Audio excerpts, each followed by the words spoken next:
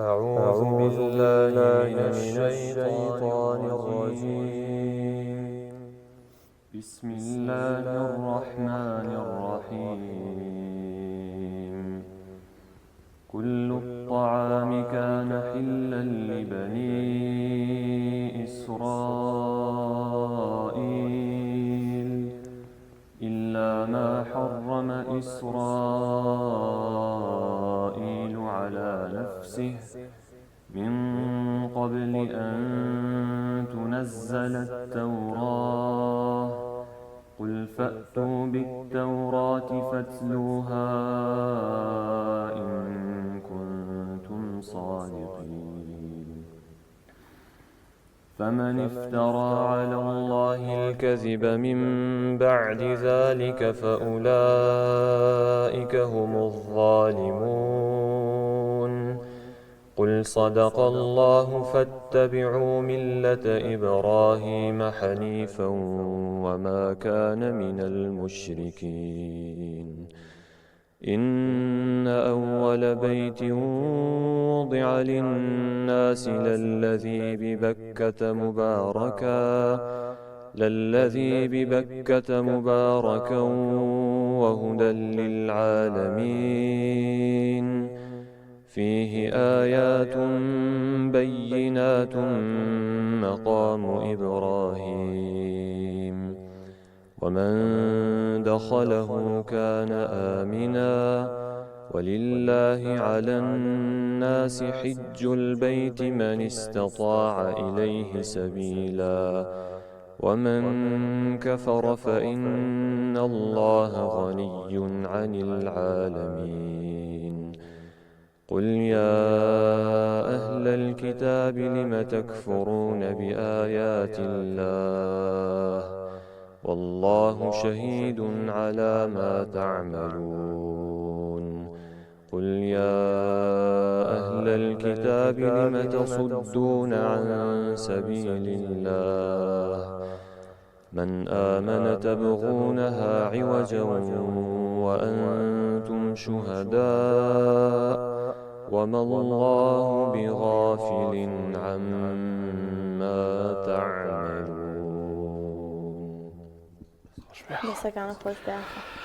بەڵە خۆشەویستان، ئێمە لەم تەوەرێدا باس لە گرنگیدان بە خوێندن و لەبەرکردنی قورئانی پیرۆزەکەین. بێگومان قورئان کەلامی خۆی پەروەردگارە، کتێبی خۆی پەروەردگارە کە ناردوێتی وەکو کەتەلۆکێکی ژیان بۆ مرۆڤایەتی بەگشتی و بەتایبەت بۆ ئەوانەی کە پەیڕەویەکەن و موسڵمانن. لە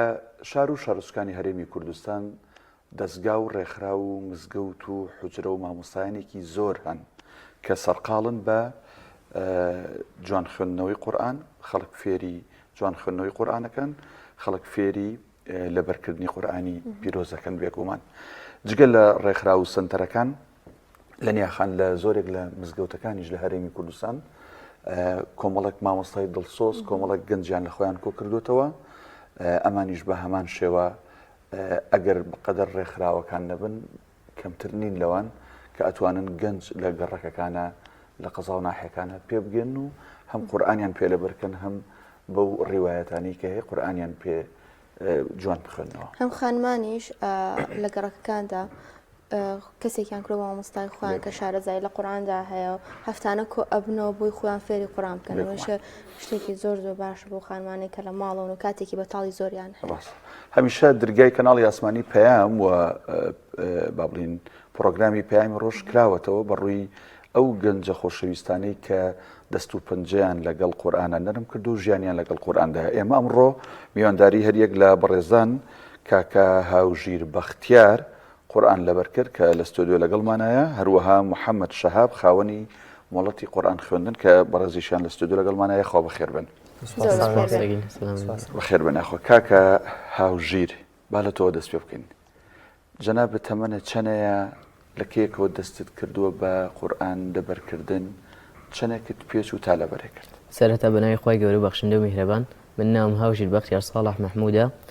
مالیدم 2008 تەمەنم 16 ساڵە. لە 2019 لە خزمەت مامۆستا عەبدولحەمید بەرزنجیدا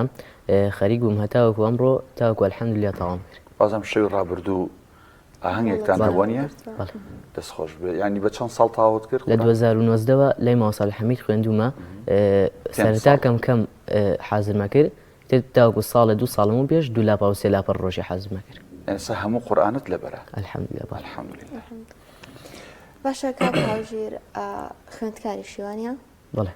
زۆر باشە لە پۆلی چەنی لە پۆلی 11 ئامادەیم ئەی چۆن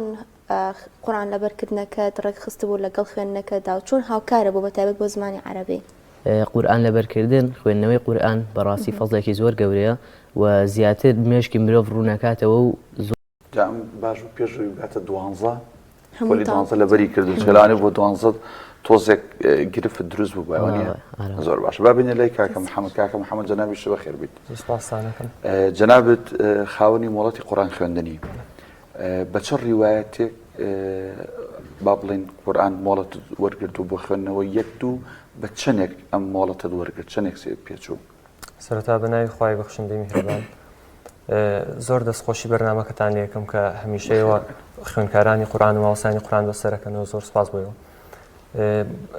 من مۆڵەت پێدراوم بە حەفظ عن عاصم واتە لە قیراءەتی ئیمامی عاصم بە طریقەی حەفظ ماوەکەی نزیکی 2 ساڵێکی پێش چووە بۆ کە ڕیوایەتەکەم خوێندووە بەڵام سەرەتا چەند ڕێکارێکی تر هەیە سەرەتا کە دەستەکەی بە خوێنی قورآن لە بنکە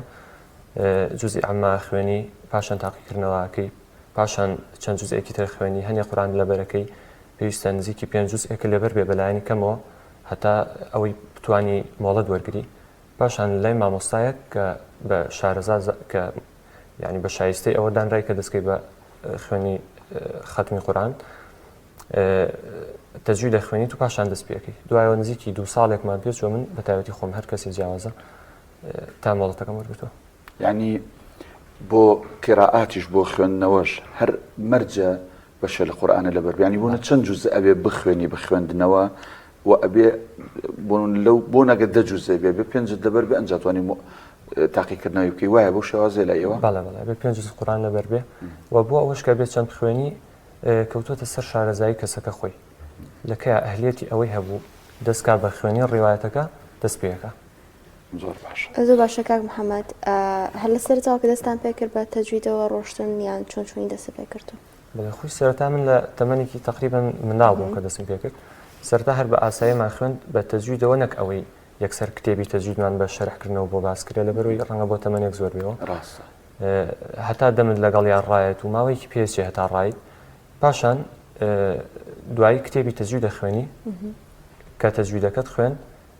تاقیکردنەوەی کەکەی تاقیکردنەوەی تەجویدیش جیاوازە بەڕاستی وەکو تاقیکردنەوەی خوێندنوشتی تر نییە لە 50 دەرچی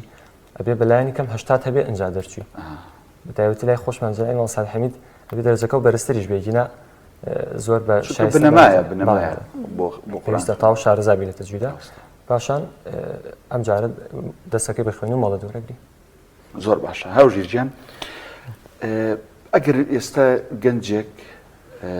لە تەمەنی توایە بێت تەمەنی ئێستا تەمەنی 90 ساڵێکت کە دەستی پێکرد یان سەروتریش بێ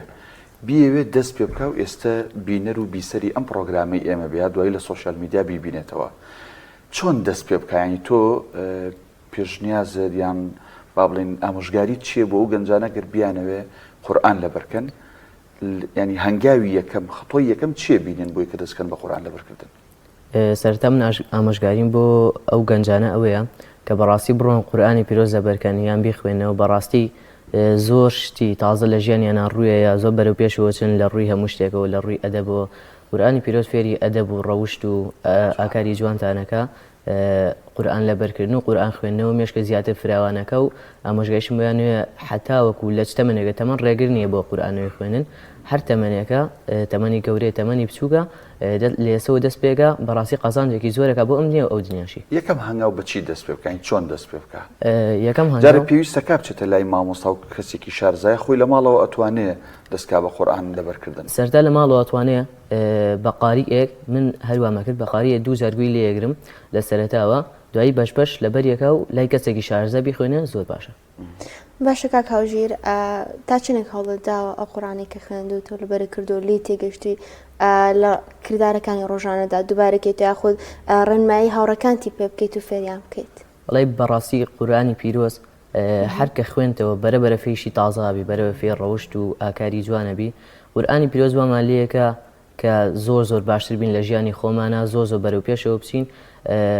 حل لە ئێستاوە دەست پێ بکە زۆر باش. هاوڕەکانێتی چەندداوایان لێ نەکردووی هاوکاریان کەی بووی فێری قورئان بن؟ بەرەوەڵە زۆری زۆر ئەو ئەزموونی خۆتیان بۆ بگازیتەوە. بەڵێ دەستخۆش. کاک محەممەد بۆچی زیاتر ئێمە لێرە لە هەرێمی کوردستان ئەگەر هەڵە نەبم ئەوانەی کە مۆڵەت وەرەگرن لە قیراعاتە زیاتر لە حەفس عن عاصمە بوو بەس ئەم قیراعات ینی ئەم قیراعاتە زۆر شایع زۆر بەربڵاوە لە هەرێمی کوردستان ئایا هۆکارەکەی چیە ئێمە قیراعاتی کەشمان هەیە وە بزانمونیە؟ بەڵێ من خۆی چەند قیراعاتێکی جیاوازمان هەیە بەڵام ئەوە زیاتر کەوتوتە سەر ناوچەکان جوگرافی ناوچەکان جیاوازە لە هەر ناوچەیەک جۆرە قیراعاتێک بڵاوترە بۆنە لە ناوچەکانی باکووری ئەفریقا میسر و جەزائیر و ئەم شوێنانە یان مەغریب ئەم جۆرە ڕیواتانی خۆمان ناخوێنرێت ئەوان ڕیواتەکانیان جیاوازە لای ئێمە و بە زۆری لە زۆربەی ناوچەکانی جیهانی ئیسلامیە ئەم حەفس عن عاصمە بڵاوترینیانە ئەو کەوتوتە سەر جۆری بڵاوبوون. ئەمە جیاوازیەکی چی لەگەڵ بۆ نمونە جیاوازیە جەوهەریەکان کە جیایکەی تۆ بڵێ ئەمە قیراعاتی حەفس عن عاصمە ئەمە ئەوکانی ترە؟ هەر قیراعاتێک چەند تایبەتمەندێکی خۆی هەیە ینی جیاوازیەکە لە مانای وشەکانە نییە ئەزانم بەڵام هەر وەکو چۆن لە زمانی کوردیا لە هەجات هەیە لە عەرەبیشا لە سەردەمی پێشوا هەبووە بە دە شێوازی جیاواز دابەزیوە شێوازەکانیش هەر ئەوەیە یعنی لە ڕووی تەجویدی و جیاوازی کەمی هەیە چەند وشەیەک تەنها جیاوازیەکان لە وشایە ینی بە شێوازێکی ترە خوێنرێتەوە هەر ئەوەیە. ئەتوانین نمونونێکمان پێ بڵێ سەبوونە نمونونەکان ینی بوونە من ئەگەر ئاەتێک یا ئەوشی جەناب دەڵێ لەو قیراعاتە بە جیا خوێنرێتەوە لە ڕووی خوێندنەوە من کە ئەو قیراعاتە نازانم ئەتیادی خوێنمەوە بەس تۆ کە شارەزای لەو قیراعاتە و تەواوت کردووە نمونونێکمان پێ بڵێ ئەم ئاەتە خەڵک ئاسایی بخوێنێتەوە ئاوایە بەس لەم قیراعاتەیە بەم شێوازەیە. ئێستا لە شێوازی خۆمان ئەوی کە لای خۆمان بڵاوبوونە سوورەتی فاتحە ومان وای خوێنین اهدنا الصراط المستقيم صراط الذين أنعمت عليهم بەڵام لە هەنێ قیراعاتەکانە جیاوازە بۆ نافەرمێ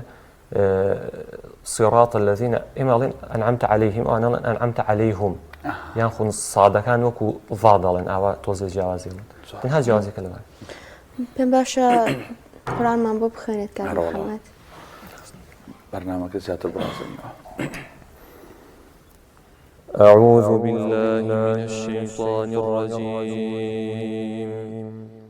بسم الله الرحمن الرحيم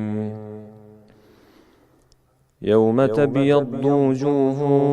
وتسود وجوه فأما الذين اسودت وجوههم أكفرتم بعد إيمانكم فذوقوا العذاب بما كنتم تكفرون وأما الذين ابيضت وجوههم ففي رحمة الله هم فيها خالدون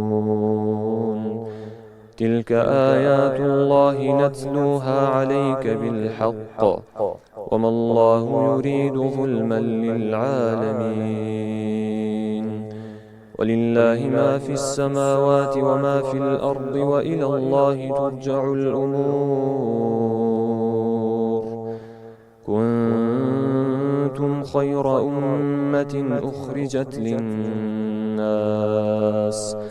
تأمرون بالمعروف وتنهون عن المنكر وتؤمنون بالله ولو آمن أهل الكتاب لكان خيرا لهم منهم المؤمنون وأكثرهم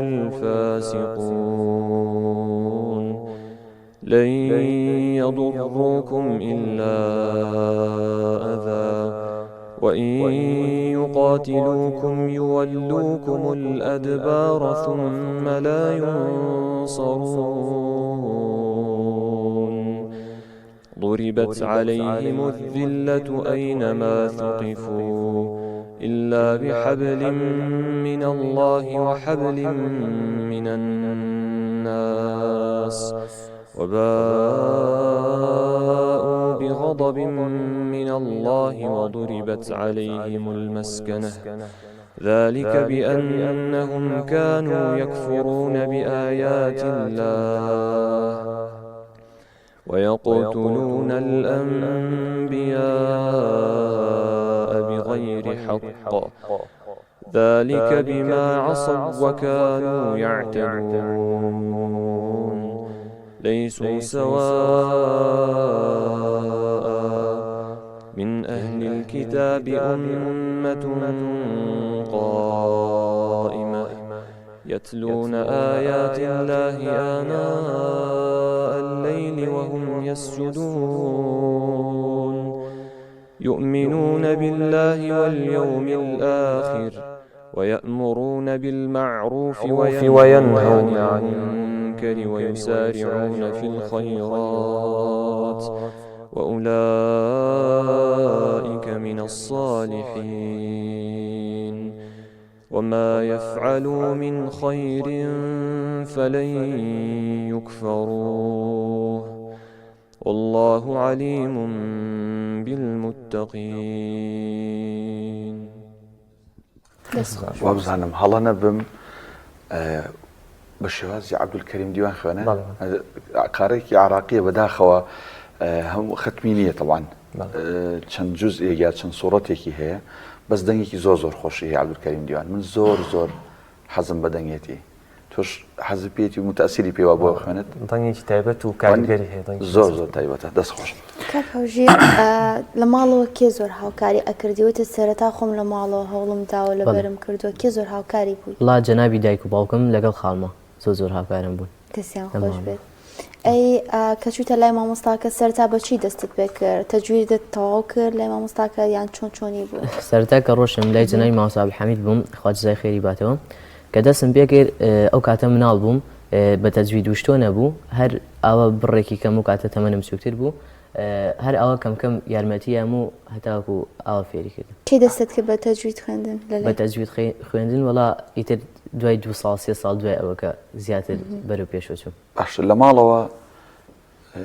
تۆ مناڵی گەورەی ناوەندیت بچووکی خوشکوگای لە خۆت گەورەترە هەیە بچووکترە هەیە؟ بەڵێ من مناڵی ناوەندیم برایکی لە خۆم بچووکتر و برایکی لە خۆم گەورەتر. ئەی ئەوان ئەوەی لە خۆت گەورەتەوەی لە خۆت بچووکترە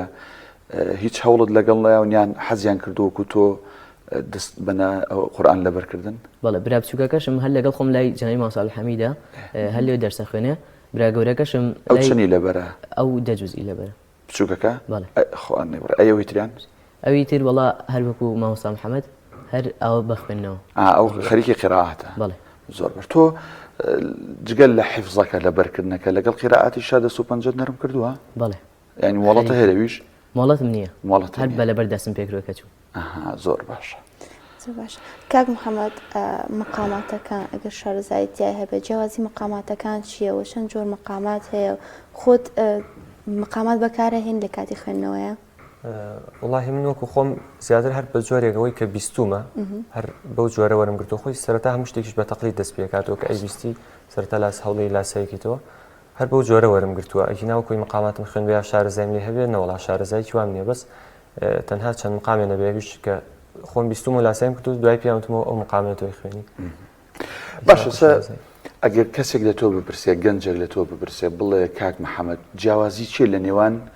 من و تۆ مۆڵەتی قیرائەتە هەیە لەنیاخان من نیمە وانە یعنی جارێ پێویستە ضرورە هەموو تاکێکی کۆمەڵگە لەم قیرائەتانە شارەزا بێ یا ئەمە بۆ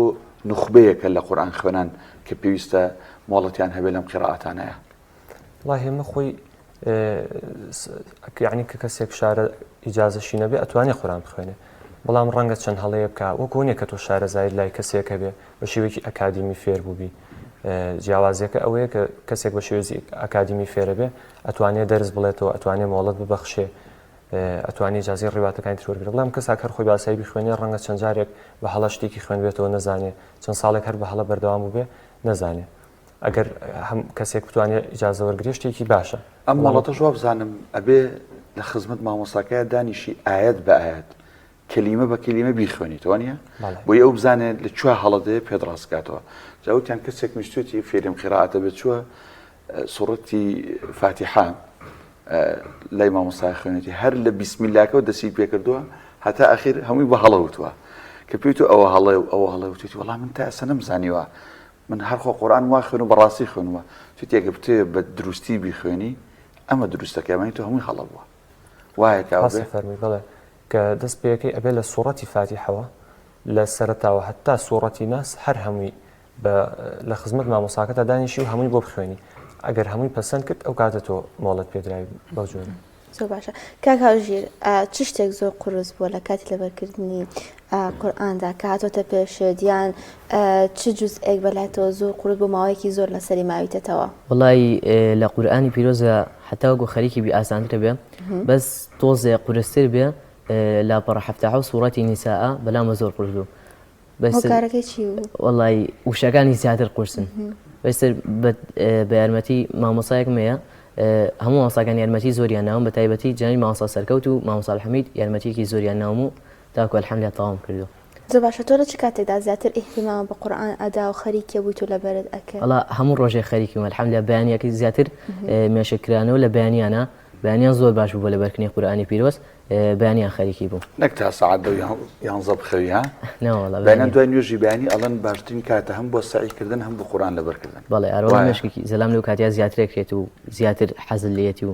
هەتاوەکو لەبەرێکی زیاتر حەزەکەی بڕۆیتە ناو مۆزوعەکە. باش هاوژیر جان قورئان بێگومان ئەگەر مراجعی نەکەیتەوە ئەوی لەبەرتە لەوانەیە بیر بچێتەوە نییە؟ بەڵێ ئەو تۆ لەبەرت کردووە الحەمدوللا سواز بۆ خوا یەکێکی لەو کەسانی خۆی پروردگار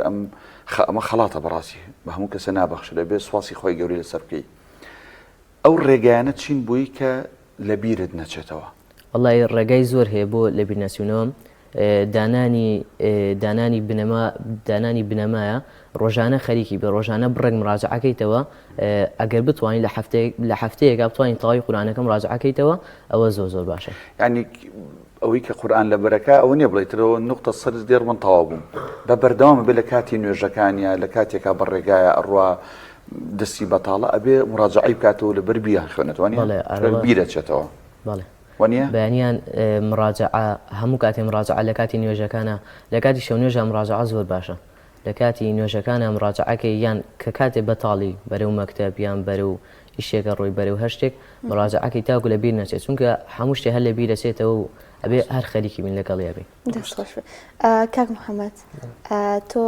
چ خوێندنە تەواو کردووە نەمازانی کام هەمە خوێندن تەواو کردیان نە؟ وڵاهی من خوێندکاری پەیمانگەم ئێستا خوێندکاری پەیمانگای تا چەندێک قورئانەکەت هاوکار بووە لەوەی کە زمانی عەرەبیەکەت باش بێت کە بێگومانەوەی حەز دەکەن کە زمانی عەرەبیان باش بێت ئەڵێن کە گرنگی بە قورئان بدرێت بەروپێشوونێکی باش ئەبینە لە خۆیان. خۆی سەرەتای ئێمە لە بنکەی خۆمان هەندێک دەرسی تەفسیرمان هەبوو کە دەستمان پێکرد سەرەتا زۆر بە سادەیی تەنها مانای وشەکانمان نەخوێند بەڵام لە یەکەمەوە کە لای ماوەسا یاسین نەمان خوێند مەرجێکی بۆ دانابووین کە وشەیەکمان خوێند و ماناکەیمان زانی لە هەر شوێنی کەسی قورئانە گەیشتەوە پێمان پێگەشتنیوانی بینیمانەوە نابێنی زانین ئیتر ئێمەش هەموو جارێ وشەکەمان لەبەر کرد هەتا من نزیکی 15 لاپەڕەیەک تەفسیرم خوێند زۆر فەرقم کرد لە زمانی عەرەبیانی جیازی گەورە دروستەکە و سەرەتا یەکەم هەنگاویش قورسەکە دەست پێکەی بەڵام دوایی زۆر ئاسانە بێ بە گشتی هەگەر چەند لاپەڕەیەک خوێنی یان نزیکی هەر جوزئێک ئەگەر تەفسیرەکەی تاوا فێربی واو لێکە هەموو قورئان بە نزیکی ماناکەی تێبووی. باش تا ئێستا کاکە هاوژیر قورئانی لەبەرە بەڵام جارە دەستی نەکردو بە با بڵێن قیرائەتەکە جەنابەت قیرائەتەکە و تەواو کردو و 5 لەبەر کردووە تۆ بەتەمای لەم 5 جزئەیە بۆستی دیان بەتەمای زیاتری کەی بەتەمای ینی خولیات هەیە بووی کە ئینشاءڵڵا تۆش قورئان بە لەبەرکردن ختمی کەیت و لەبەریکەی؟ بەڵێ بەڵێ ئینشاءڵڵا ئێمە هەمومانەوە پرۆژەمانە لە بنکەی خۆمان پرۆژەی تایبەتمانەیە بۆ لەبەرکردنی قورئان و ماوەسەی تایبەتیشمانەیە منیش بەردەوام بەڵێ ئێستا لە دوای ئەوەشەوە ئێستا نزیکی 8 جوزئێکم لەبەرە من ڕاستی ئێستا زۆر نییە بەڵام ئینشاءڵڵا بەرەبەرە زیاد دەکا خۆی گرنگترین شتیش لە قورئان لەبەرکردنە ئەوە نییە کە تەنها پەلەت بێ لەبەریکی ئەبێ هەوڵ بی کۆنتترۆلی ئەوە بکەی ئەو بەشەی کە لەبەرتە مراجعەیەکی تۆ لەبەری کاتێ تەواوت کرد وەکو خۆتە فەرمی ئەو نییە بڵێ نقطە سەری دیار ڕۆ شتێ نییە پێت بەخشرێ و تەواو یعنی کاتێک کەسی قورئان لەبەرەکە ئەگەر بۆ ماوەی نزیکی مانگێک نەچێ بەلای ئەو ئاەتەکە لەبەری کردووە بەتەواوەتی هیچی بیر نامێنێ بۆیە لەبەرکردنی قورئان و هەڵگرتنەکەی شتێکی ئاسان نییە بێ سەرەتا خۆ ڕابێنی کە ڕۆژانە هەموو ڕۆژێ وردی ڕۆژانی خۆتەوێ بێڵیتەوە. بە گەمان لە بەشێکی دیکە قورئان بێت. زۆر باشە.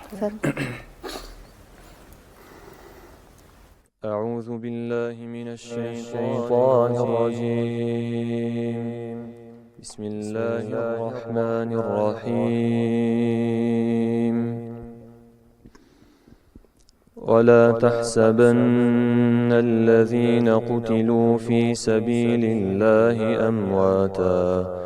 بل أحياء عند ربهم يرزقون فرحين بما آتاهم الله من فضله ويستبشرون بالذين لم يلحقوا بهم من خلفهم ألا خوف عليهم ولا هم يحزنون يستبشرون بنعمة من الله وفضل وأن الله لا يضيع أجر المؤمنين الذين استجابوا لله والرسول من بعد ما أصابهم القرح للذين أحسنوا منهم واتقوا أجر عظيم الذين قال لهم الناس إن الناس قد جمعوا لكم فاخشوهم فزادهم إيمانا وقالوا حسبنا الله ونعم الوكيل فانقلبوا بنعمة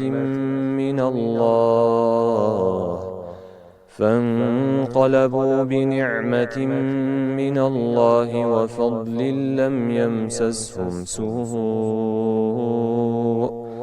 واتبعوا رضوان الله والله ذو فضل عظيم إنما ذلكم الشيطان يخوف أولياءه فلا تخافوهم وخافون إن كنتم مؤمنين ولا يحزنك الذين يسارعون في الكفر إنهم لن يضروا الله شيئا يريد الله ألا يجعل لهم حظا في الآخرة ولهم عذاب عظيم إن الذين اشتروا الكفر بالإيمان لن يضروا الله شيئا ولهم عذاب أليم ولا يحسبن الذين كفروا أنما نملي لهم خير لأنفسهم إنما نملي لهم ليزدادوا إثما ولهم عذاب مهين. جزاك الله. كاكا هاوجير من لم يقدر شوية فيديو يكم بيني تأسو ما بس تكملوا يكوا بحثكم باوك يقدانيش ولا بنكيك قرآن لبركردنا كركية الجورة بيلن كوا طاهم قرآن لبركردوا باوك على سيم أملاولاي كركي ما تكوا دعي داني وتوقعتي ما تكا إن باوك زور ما بس من بي خوش عجينا إما هرشي بين إما أبي دستو بي دايكو باوكمان ماسكين قصكم لو تاتشن دايكو باوك دسا شانازي بتوعك والله دايكو يعني باوك هستت بيكرد بلا ناخي دلوكا دايكو باوك لنيو خزموك السكار لك شانازي بهاوجيرو كان كقرآني لبرا والله بتعبتي وكاتي كطابم هاتم مالو كلاي جنايب ماوسا لنا ماوسا كان جاي ماوسا سركوت ماوسا الحميد زوزو هاوكار بون كاتم مالو تر طاوتم قرآني فيروزن طاو كرو يتر ايان فرمود السماء تاكين وهرسيك بيبو تاكين وبراسي زوزو بيان خوش بو لاي خزمو كسوكار ولاي همو كسباسيانا كزوريان بي خوش باش تو چون بتا يعني نيازت چیه لجياني داها توتا روجانه دا چون چاكي ام دايكو باوكا بيتو كهم تويان بخيو كردوا هم كار آسانيان بو كردوي كيسا هاوجيري چكلواني خوي گورا خلاتي قرآن لبركردني في بخشيو والله چون چاكي ام بومت چاكي دايكو باوك ناديتو براسي هەتاوەکو بتوانم لە خزمەتیان نابم و خزمەتیان ناکەم و چیان پێویست بێت لە خزمەتیان نابم. خۆی گەورە ئەوان بۆ تۆ بێڵە تۆش بۆ ئەوان بێڵە. کاک محەممەد تا چەنە گرنگە کە جگەر لەوەی کە قورآن لەبەر دەکەن یا خود دەخوێنینەوە لەوە تاکەشی تێبگەین بە تەفسیرەکەی بخوێنەوە بزانین چی ئەڵێ بۆی کاریگەریمان لەسەر دروست بکات. بەخۆی خاڵی سەرەکی لە هاتنی قورئانە و دابەزینی بۆ مرۆڤایەتی ڕێنوێنیکردنی مرۆڤەکانە. ئەمە کۆمەڵ یاسایەکە بۆ پاراستنی ئەخلاق و بۆ پاراستنی ڕەوش و سەرۆت و سامانی خەڵکو و بۆ پاراستنی ئەمن و ئاسایشی مرۆڤەکان. ڕاستی ئەمە قورئان هەمووی یاسایە، هەمووی بەسەرات و بەسەراتێک کە ئێمە پەندی لێوەرگرین کۆمەڵێک یاسایە بۆ ژیانی خۆمان. ینی خاڵی سەرەکی لە قورئانە یاسایە کە لە بەرکردنەکەیەکەین ئەمە ڕەنگە خاڵی دووەم بێ. گرنگترین خاڵی قورئان جێبەجێکردنەکەیەتی بۆیە ئەوە زۆر گرنگە. لە سوورەتی مؤمنون قد أفلح المؤمنون باسی کۆمەڵێک سیفەتی ئینسانی بڕوادار و مسلمانەکە وانێ کاکاوژیر جا ئەم سیفەتانی کە باسیەکە یعنی یەکی لەوانە بوو نەک باسی ڕۆیشتنیانەکە کە بەسەر ئەرزاڕۆن چۆنە ڕۆنەوە وانە یعنی قورئان ئەبێ تەواوی ژیانی ئێمە بگۆڕێ لە ئەلیفی تای هایی وانە لە هەموو هەڵسوکەوت و مامەڵە و ژیانی ڕۆژانەمان و تەعاملمان لەگەڵ هەموو کەسێک چواردەور و کۆمەڵگا ئەگەر نەیگۆڕێ ینی هیچ سوودێکی نێوانە هەروکو کاسێتێک وایە سیدێک وایە کە قورئانەکەی تایە خۆ هیچ عملی پێ ناکەوانە نابێتە کردار. گرنگەوەی ئێمە ئەمەی کە لەوی فێرە بین بیکەینە کردداری ڕۆژانەمان. کێشەی زۆربەی خەڵک ئەوەیە تەنها قورئانەکە خوێنێتەوە وا تاکەی نازانێت باسی چیەکات. باشە کاک محەممەد بەدەنگی کام قورئان خوێن زۆر سەرسامێت و دایمەگوێ لە ئەگریت و ئەتوێت تەقلیدی بکەیتەوە. والله بۆ تەقلیدکردنەوە و سەرسامبوونەوە یعنی چۆنڵی بەپی تەمە نەگۆڕێ لە سەرتاوە کە من جۆم لێگر دکتۆر یاسر دۆسەری و شێخ ماهر ماقیلی بەتایبەتی ئەو دوانە زۆر سەرسام بەدەنگیان و هەوڵمایە لاسایی